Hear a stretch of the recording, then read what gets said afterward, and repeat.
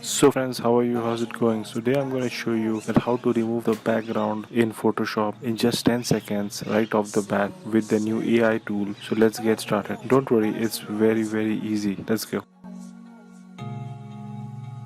Keep all your game, highs and lows, highs and lows.